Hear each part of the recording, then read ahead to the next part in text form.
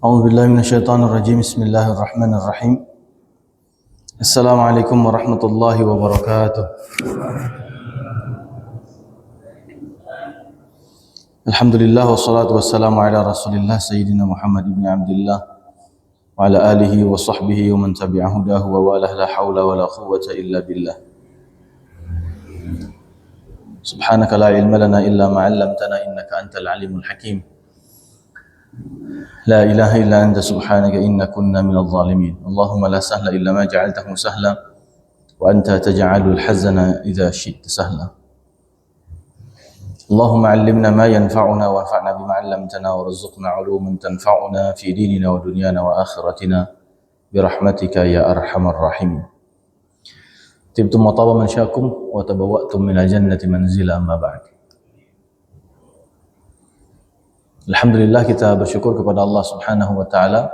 Salawat dan salam kita hadiahkan kepada suri tauladan kita Nabiullah Muhammad sallallahu alaihi wasallam. Jamaah sekalian yang dimuliakan Allah Subhanahu wa taala, kita lanjutkan ayat yang ke 22 ya. Betul ya? Bismillahirrahmanirrahim. وَجَاءَ رَبُّكَ وَالْمَلَكُ صَفًّا صَفًّا. Ja'a artinya telah datang. Rabbuka, Tuhanmu telah datang. Tuhan Allah Subhanahu wa taala. Apakah yang dimaksud adalah Allah yang datang? Atau kita perlu untuk mentakwilkannya? Assalamualaikum warahmatullahi wabarakatuh. Ya. Yang namanya datang itu berarti dari ketiadaan. Datang itu berarti menunjukkan adanya perpindahan tempat. Datang itu juga berarti menunjukkan adanya pergantian waktu. Saya datang dari rumah ke masjid. Berarti sebelum ada di masjid ini, saya tidak ada.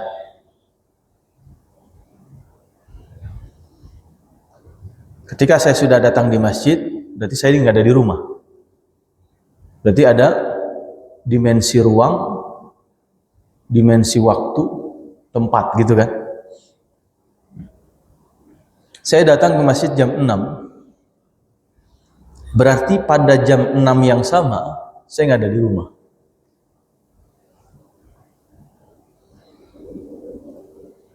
Dan ketika jam 6 saya ada di sini, maka belum tentu ya setengah jam yang akan datang saya masih di sini.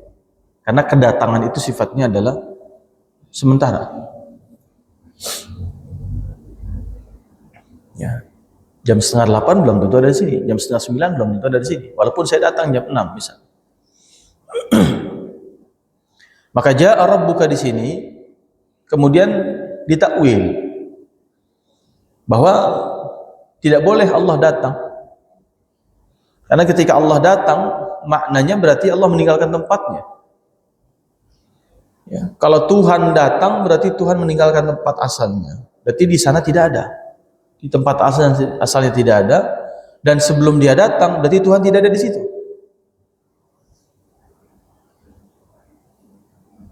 Ya, makanya ja'a di sini bukan Allahnya yang datang. Maka ditakwil. Karena Tuhan tidak boleh diperumpamakan dengan makhluk. Enggak boleh semisal. Laisa kamitslihi syai' wa lam yakul lahu kufuwan ahad. Tidak boleh ada yang setara.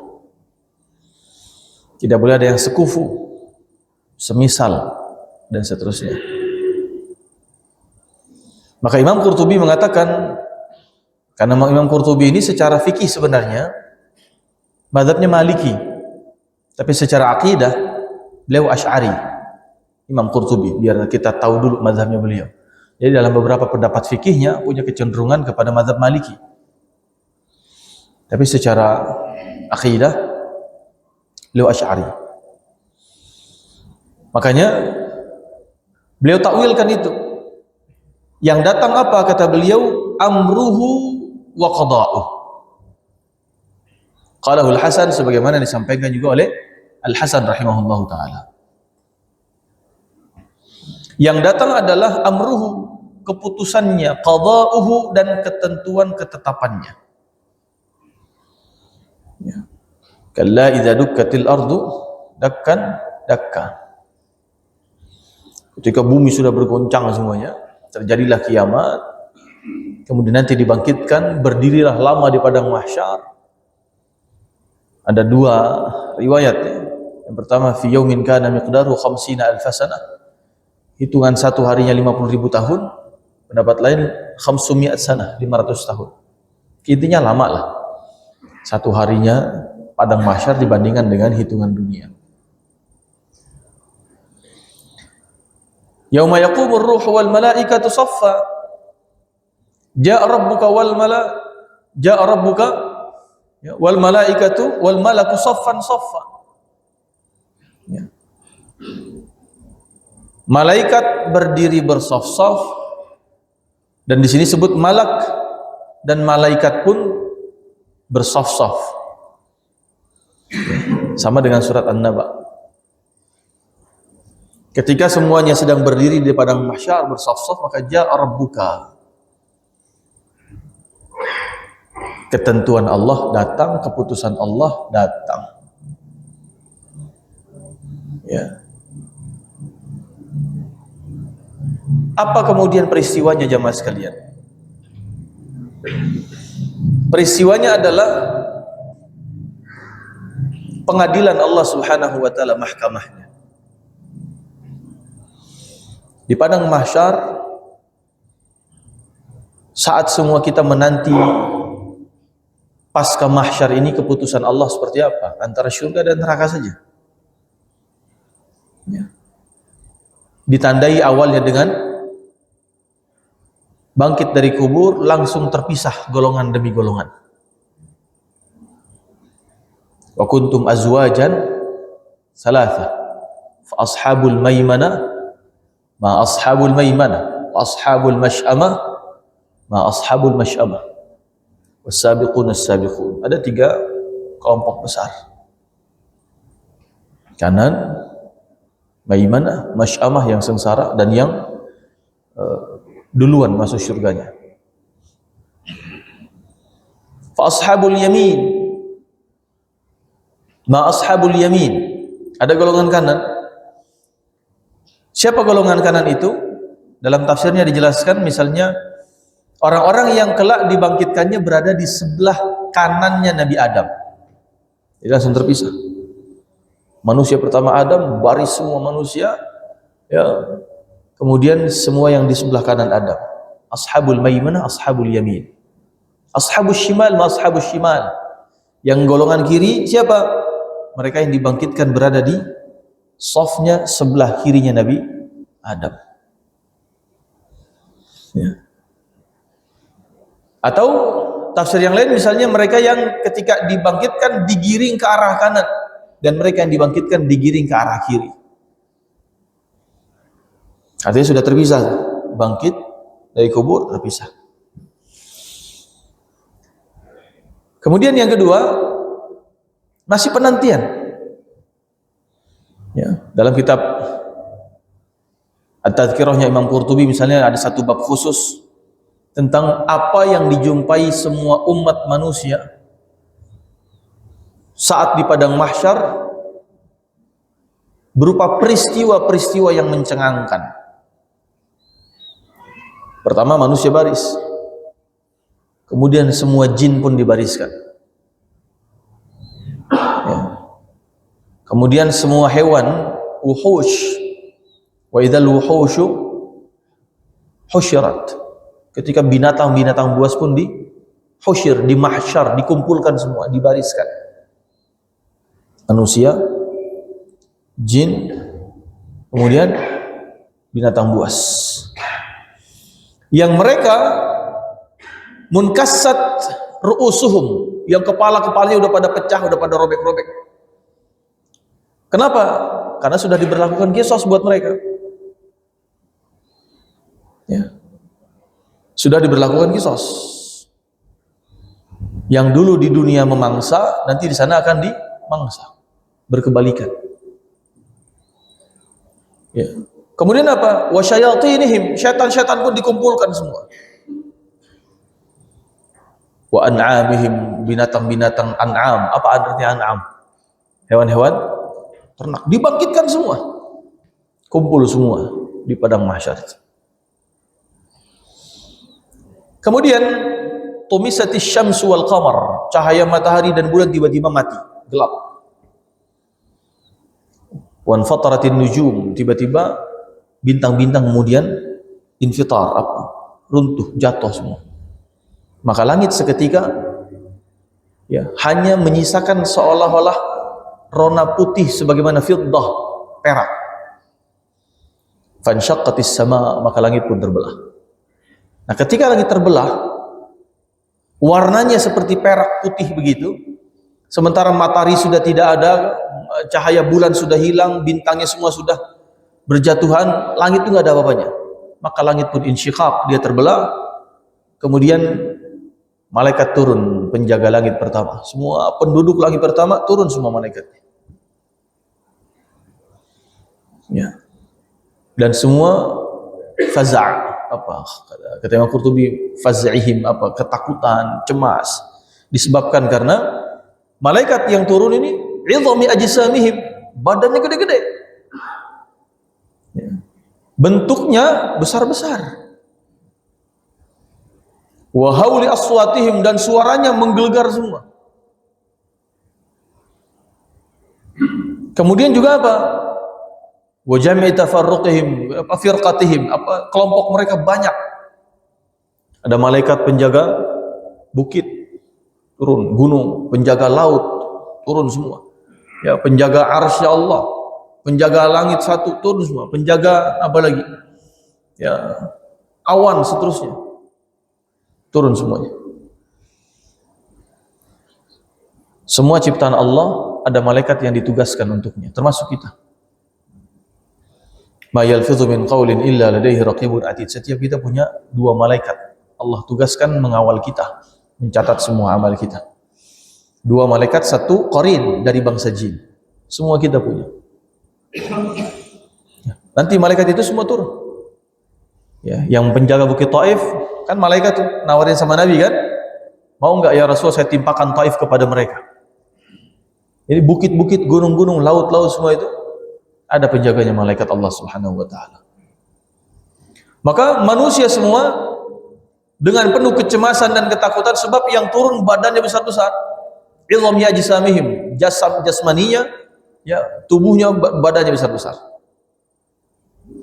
Makanya Jibril alaihi salatu wasallam ketika diminta sama Nabi untuk diperlihatkan sosok aslinya, rupa aslinya, kata Jibril, engkau enggak akan kuat.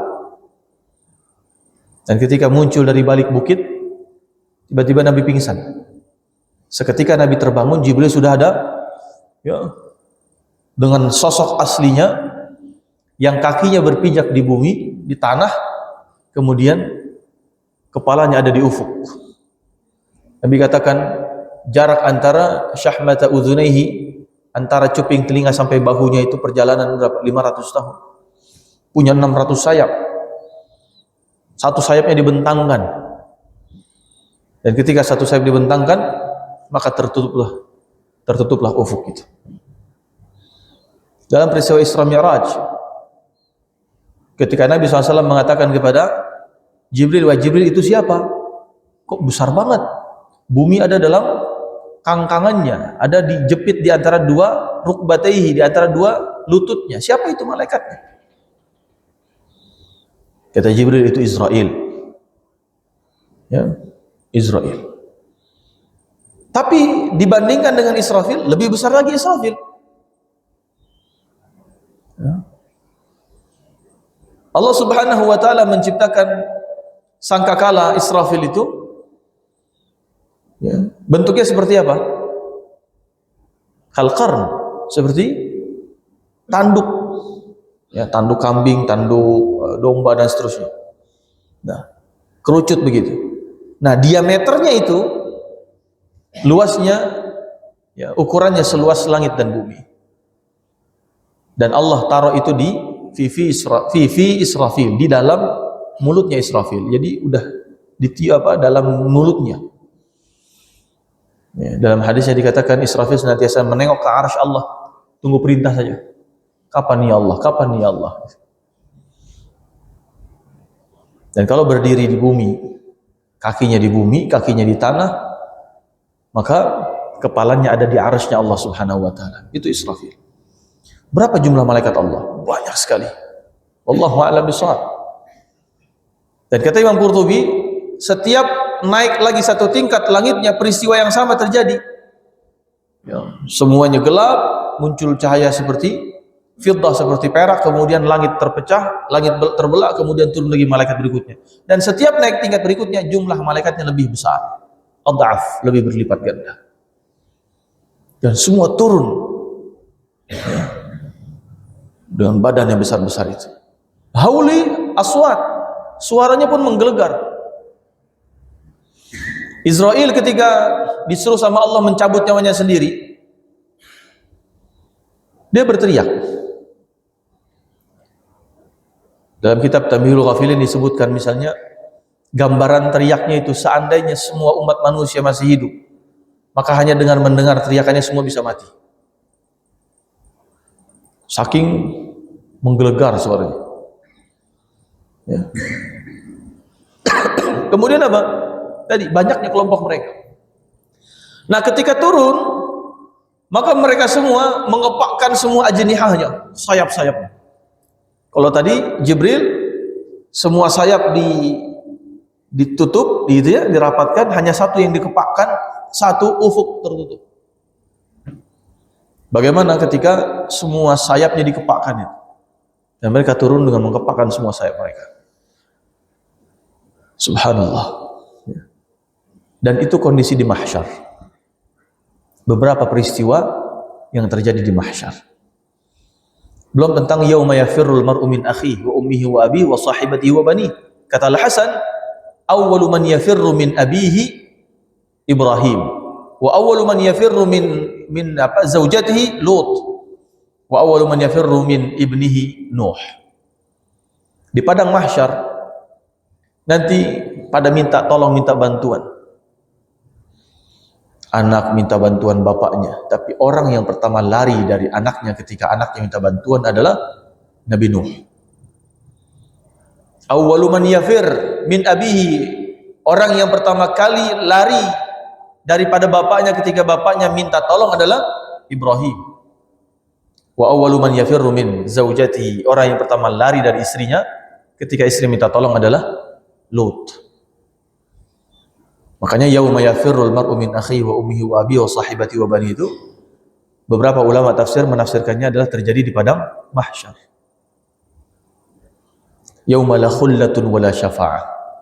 Mahsyar hari yang tidak ada besti-bestian, tidak ada khullah, tidak ada kekasih. Khalil, enggak ada. Kekasih itu enggak ada. Ya Rabb, dia kekasih hati saya, enggak ada. Wala syafa'ah, tidak ada pembelaan dari siapapun kecuali pembelaan Allah Subhanahu wa taala. Nafsi-nafsi masing-masing. Wala tazru wazratun wizra ukhra. Yauma la yanfa'u malun wala banun. Ayat-ayatnya kan begitu. Enggak ada manfaatnya harta, anak. Ya. Dosa masing-masing, urus masing-masing. Ibrahim saja nggak bisa nolong bapaknya, Nabi Ibrahim. Nabi Lut nggak bisa nolong istrinya, Nabi Nuh nggak bisa nolong anaknya. Makanya kesempatan kita ya sekarang, Pak. Kita sekarang masih bisa lari menjemput mereka. Jangan sampai nanti kita lari meninggalkan mereka di sana. Kita sudah ke masjid, alhamdulillah. Pertanyaannya adalah, bisa nggak kita selamatkan anak kita? Juga kita ajak ke masjid. Kalau istri belum pakai jilbab, bisa nggak kita selamatkan sekarang di dunia? Ingatkan. Jangan sampai di sana kita nggak bisa berbuat apa-apa. Ada orang tua yang katakanlah masih, na'udzubillah misalnya, belum dapat hidayah Allah, belum menjadi muslim. Selamatkannya sekarang. Karena nanti kita nggak bisa berbuat apa-apa. Nah, ja'a rabbuka, ketika dalam kondisi seperti itu, genting luar biasa, masing-masing kita kemudian Allah berikan, ada yang kanan, kiri, belakang dan belakang punggungnya dan seterusnya. Maka tetap belum bisa mendapatkan kepastian. Masih ada kemungkinan syafaat Quran, masih ada kemungkinan syafaat orang beriman, masih ada kemungkinan syafaat puasa, masih ada syafaat Rasul sallallahu alaihi wasallam. Ya. Masih banyak peluangnya, masih ada rahmat Allah. Maka ketika semua itu ketetapannya hadir, ja'a rabbuka amruhu wa qada'uhu. Keputusan akhir, final, tidak ada banding-banding lagi. Ya. Tidak ada protes-protes lagi. Tidak ada kemudian komplain-komplain lagi. Ya Rob, dia pernah begini. Ya Rob, dia pernah enggak. Semua sudah selesai di situ. Dan yang pertama kali diselesaikan permasalahannya di padang mahsyar adalah terkait dengan darah, yaitu pembunuhan. Ya, urusan darah seseorang. Karena dosa umat manusia pertama adalah pembunuhan. Ya. Yang dilakukan oleh anak Nabi Adam. Ya. Yang menghilangkan nyawa seseorang. Ini hati-hati. Baik langsung atau tidak langsung. Ya. Baik kemudian direncanakan atau tidak direncanakan. Baik sengaja ataupun tidak sengaja. Ya. Baik sudah dimaafkan keluarganya atau belum dimaafkan. Ini urusan nyawa. Tapi kan dia meninggalnya kena musibah, Ustaz, kena tanah longsor. Siapa yang bikin kebijakan? Ngeri, Pak. Yang membolehkan untuk garap itu. Efeknya nyawa orang hilang. Kalau nanti di sisi Allah mereka pada nuntut, siapa yang tanggung?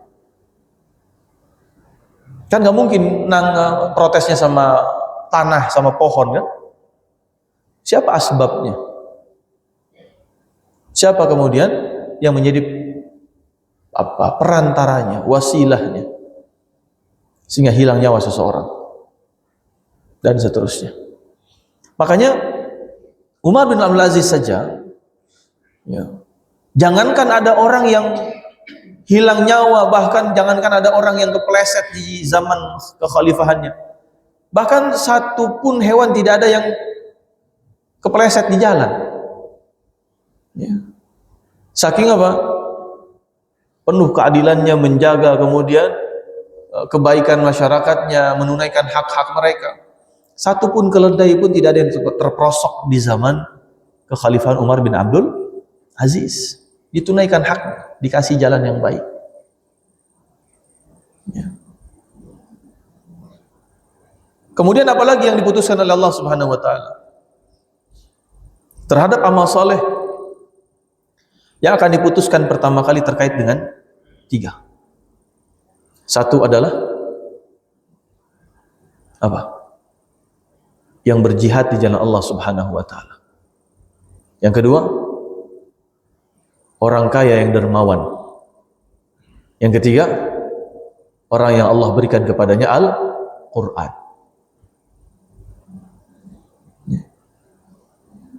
Biasanya hadis ini ada di bab ikhlas. Kamu ngapain jihad? Kamu ngapain mati syahid? Ya Rob, saya berjihad karena membela agamamu, karena meninggikan kalimatmu, karena memuliakan syariatmu, dan lain sebagainya. Alasannya banyak. Allah tinggal mengatakan apa? Kadzabta, ente bohong. Saya tahu isi hati ente kok. Ente melakukan semua itu karena supaya dipuji sebagai seorang yang pahlawan, pemberani, ya, dan seterusnya. Faqad qil, ente sudah mendapatkan segala pujian itu. Wahai malaikat, lemparkan dia ke dalam neraka. Yang kedua, orang kaya yang dermawan. Kemana harta yang saya kasih? Ya Rabb, saya infakkan di jalanmu, saya sedekahkan, saya wakafkan, saya hibahkan, saya sedekahkan, macam-macam. Saya bantu bikin masjid, saya santuni yatim, saya ini, saya itu, dan seterusnya. Semua karena mencari ridhamu ya Allah, semua fi sabilillah. Allah kemudian mengatakan kadzabta, ente bohong. Ente melakukan itu supaya dibilang sebagai seorang dermawan, dan ente sudah mendapatkan gelar itu, sudah dapat pujian dan sebutan itu. Malaikat lemparkan dia ke dalam neraka. Yang ketiga adalah bagaimana Al-Quran yang sudah aku berikan. Ya Rabb, saya ajarkan orang belajar Al-Quran, saya ajarkan tajwidnya, saya ajarkan tahsinnya, saya ajarkan hafalannya, saya terima setorannya, saya ajarkan kemudian lagunya, saya ajarkan iramanya, saya ajarkan qiraatnya dan seterusnya. Untuk siapa? Untuk engkau ya Rabb. Kadzabta, ente bohong. Ente melakukan itu supaya dibilang sebagai seorang qari, hafidh, hafal Quran, hebat Al-Qurannya, bagus suaranya, jago iramanya. Faqad qil, ente sudah mendapatkan itu semua di dunia. Malaikat lemparin ke neraka. Ini 3 yang akan diputuskan pertama kali urusannya. Ja'a Rabbuk, datang keputusan Allah. Ya. Apalagi yang akan Allah putuskan, jamaah sekalian yang dimuliakan Allah, adalah persengketaan terhadap kehormatan seseorang, harta seseorang, nyawa seseorang, fisik seseorang, dan harga diri seseorang. Ya. Dia pernah pukul saya, dia pernah bunuh saya, dia pernah ambil harta saya, dia pernah fitnah saya, dia pernah menghina saya. Ini diselesaikan dulu sama Allah ini. Kitabnya bisa diberikan dari sebelah kanan, tapi selama ada yang menggugat, ya Rabb, dia pernah tadi melakukan 5 hal. Nabi menyebutnya orang ini orang yang bangkrut. Allah putuskan, pindahin semua pahalanya dan pindahin dosa orang itu kepada dia. Bangkrut. Na'udzubillah min dzalik. Ini di mahsyar kejadian. Apalagi akan diujikan oleh Allah Subhanahu wa taala tentang 4 amal, kita pernah bahas dalam surat At-Tariq, yauma tublas sarair. Ujian amal yang pertama kali adalah tentang amal-amal yang sarair. Imam Qurtubi mengutip satu hadis Nabi SAW tentang 4 hal yang disebut sebagai amal sarair. Yang pertama adalah, masih ingat? Apa? Salat. Yang kedua, zakat. Yang ketiga, puasa. Yang keempat, logikanya salat, zakat, puasa, haji, gitu kan? Karena urutannya setelah syahadat. Tapi yang keempat adalah apa? Junub. Sebab kalau ada orang yang tidak haji dan haji jadi takaran amal, akhirnya keputusannya ente enggak haji udah cemplungin aja, kan enggak gitu. Karena haji bagi yang mampu kan, dan mengusahakan untuk mampu, istita'ah. Man istata'a ilaihi sabila, mengupayakan untuk mampu. Wa'idu lahum mastata'tum min quwwah. Dia pakai persiapan, benar-benar mempersiapkan segalanya. Makanya yang keempatnya adalah junub. Salatnya benar enggak? Zakatnya bagaimana? Puasanya bagaimana? Junubnya bagaimana? Aman ini, maka semua amal yang lainnya bisa jadi aman. 4 ini enggak aman, ini jadi masalah. Maka yauma tublas sarair dalam surat At-Tariq, waktu itu kita bahas. Fama lahu min quwwatin wala nasir. Ya udah, kalau gitu nggak ada lagi yang bisa nolong. Kalau yang 4 itu bermasalah. Ya. Kemudian jamaah sekalian yang dimuliakan Allah Subhanahu wa taala, jaa yang kedua maknanya adalah ja'ahumur rabbu bil ayatil azimah. Allah telah mendatangkan untuk mereka semua ayat-ayat yang agung, tanda-tanda yang besar. Ya. Dalam konteks apapun, Allah sudah mengingatkan kita tentang banyak hal. Umat-umat terdahulu, tentang kemudian perjalanan umat manusia. Kalau yang baik begini ujungnya, kalau yang buruk begini akhirnya. Ya. Qarun bagaimana, Fir'aun bagaimana, Abu Lahab bagaimana. Begitu juga Ashabul Kahfi seperti apa. Ya. Kan ada beberapa ashab dalam Al-Quran. Ada ashabul kahfi, ada ashabul fil, ada ashabul ukhdud, ada ashabul madyan, ada ashabul aikah, ada ashabul rassi, ada ashabul qaryah, ya, idh ja'ahal mursalun, ada ashab. Ada yang baik, ada yang tidak baik. Ashabul kahfi kisahnya baik. Ashabul ukhdud, ashabul fil, ashabul madyan, ashabul aikah, ashabul rassi, ashabul qaryah. Ini ashabnya yang tidak baik semua ini. Kita lihat ujungnya bagaimana masing-masing. Ada dalam Al-Quran. Bagaimana Bani Israel, ya. Bagaimana kemudian kaum Ad, bagaimana kaum Samud, bagaimana kemudian Fir'aun. Di awal surat Al-Fajr ini Allah sampaikan. Itu pelajaran demi pelajaran, ayat azimah, tanda-tanda yang besar yang Allah berikan kepada kita. Umat-umat yang dulunya adalah umat-umat yang disegani, yang ditakuti, simbolnya peradaban dan seterusnya. Ya. Maka Allah telah mendatangkan bagi kita, Ja'a Rabbuka, Tuhan kamu sudah mendatangkan untukmu, yaitu tanda-tanda dan bukti-bukti yang besar. Ya. Maka di hari kiamat itu tidak ada yang bisa membantah tentang bukti itu. Alam ya'tikum nadhir, bukankah sudah aku berikan peringatan? Sang pemberi peringatan bukankah sudah datang? Alam ya'tikum rusulun, bukankah para rasul sudah datang kepada kalian? Yunzirunakum liqa'a yaumikum hadza, kan sudah diberikan peringatan tentang hari ini. Ya. Jadi jamaah sekalian yang dimuliakan Allah, wa ma kunna mu'adzibina hatta nab'atsa rasula. Allah nggak akan mengazab kecuali sudah ada yang menyampaikan pesan dari Allah Subhanahu wa taala, baik rasul ataupun kemudian siapa yang menjadi pewaris rasul, yaitu para ulama. Al-ulama warasatul anbiya. Ya. Kedatangan rasul, para nabi, kemudian para rasul, para ulama yang mewarisi mereka, dan para ulama tidak mewarisi harta dinar dirham, tapi yang mereka warisi adalah ilmu. Ilmunya sudah disampaikan, peringatan Allah sudah disampaikan, ilmu akidahnya, ilmu fikihnya, ilmu syariahnya, ilmu akhlaknya, ilmu tafsirnya, ilmu hadisnya dan seterusnya sudah disampaikan. Ini boleh, ini tidak boleh, ini baik, ini tidak baik, ini maslahat, ini tidak maslahat, ini syubhat, ini tidak syubhat, sampaikan. Maka Ja'a Rabbuka, kalau semua ilmunya sudah disampaikan, tanda-tanda sudah Allah berikan, ayat-ayat sudah Allah hadirkan, maka Allah punya apa? Punya hujjah, punya alasan untuk mengazab. Makanya orang-orang yang belum sampai kepada mereka ayat-ayat Allah Subhanahu wa taala, oleh sebagian besar ulama Ahlus Sunnah wal Jamaah mengatakan mereka tidak akan diazab. Ya. Hari ini ada nggak yang tidak sampai kepada mereka ayat-ayat Allah? Banyak.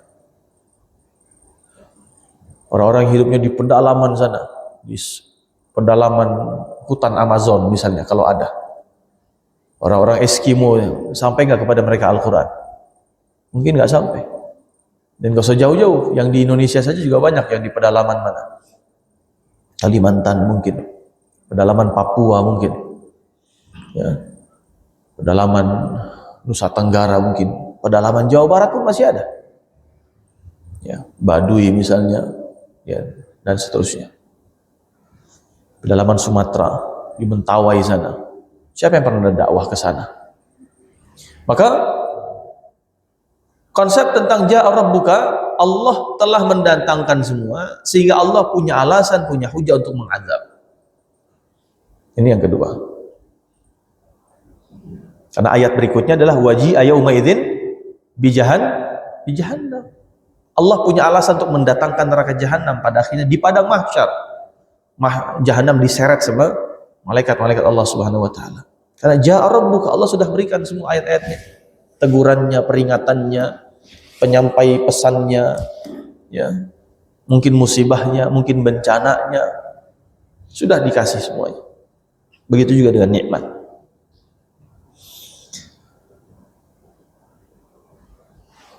Kemudian wa qila ja'ala maji'al ayati maji'an lahu tafkhiman li sya'ni tilkal ayat.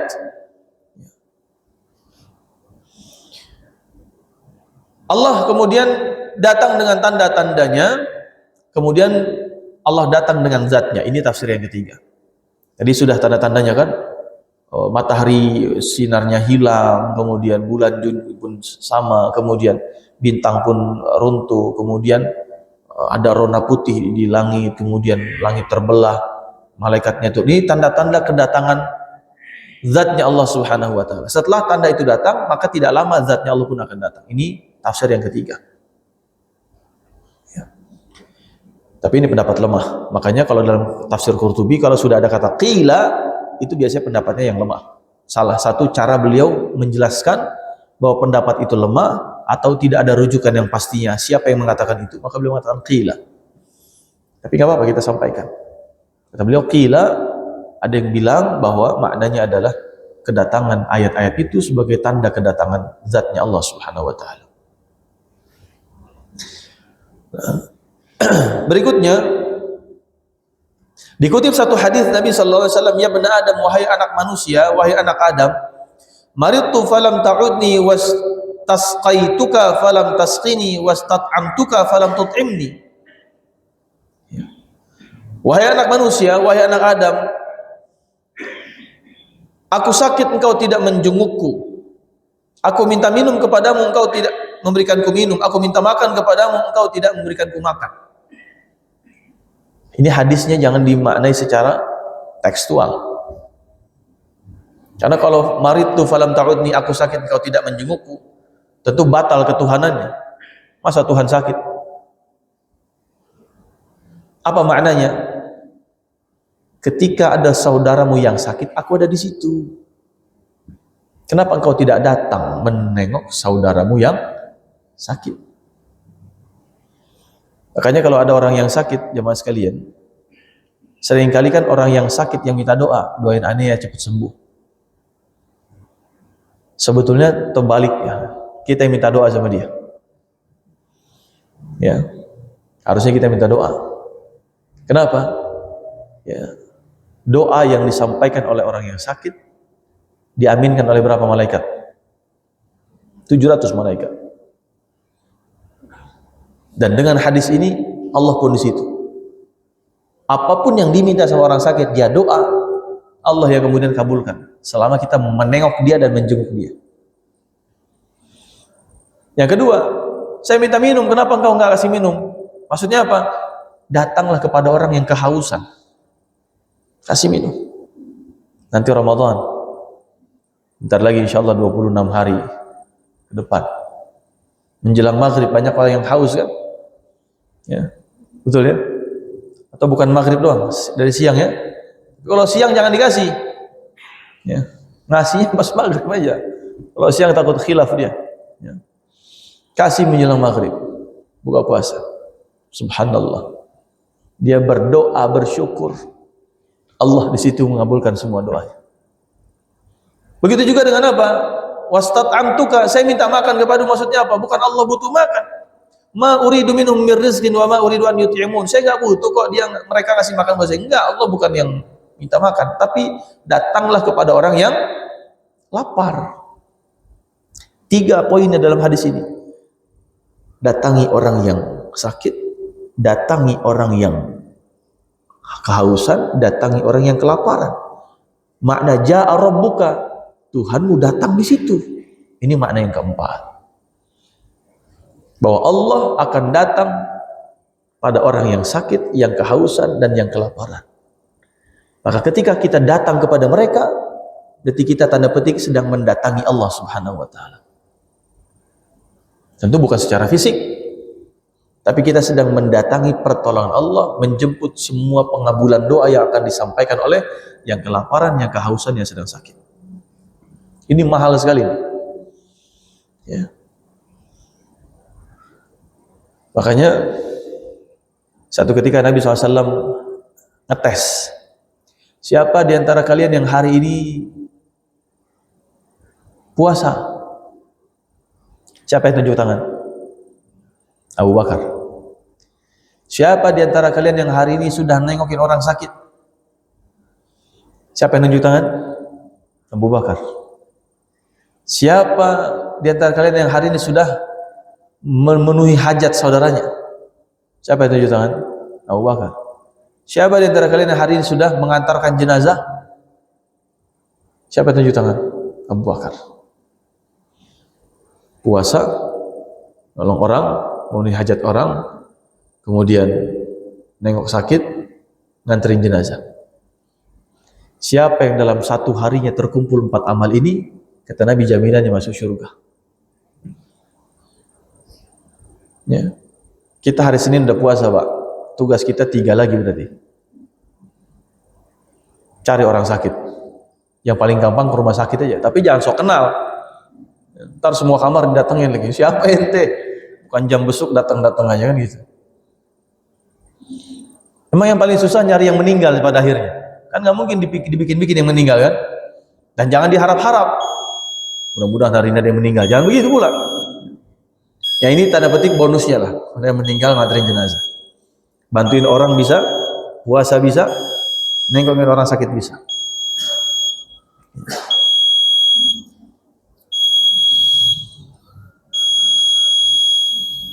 Baik.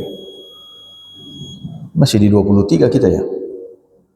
22. Masih di wajah Arabu kayak wal malakunya belum. Insyaallah kita lanjutkan masih di 22 pertemuan selanjutnya. Cepat sekali ya. Insyaallah. Ini artinya kita menikmati, Pak. Karena sesuatu yang enggak kerasa itu karena menikmati biasanya. Baik. Mudah-mudahan ada manfaatnya. Aku qouli hadza wa astaghfirullah li wa lakum. Aku qouli hadza wa astaghfirullah wa lakum hadanallahu wa ikum ajma'in. Mohon maaf lahir batin.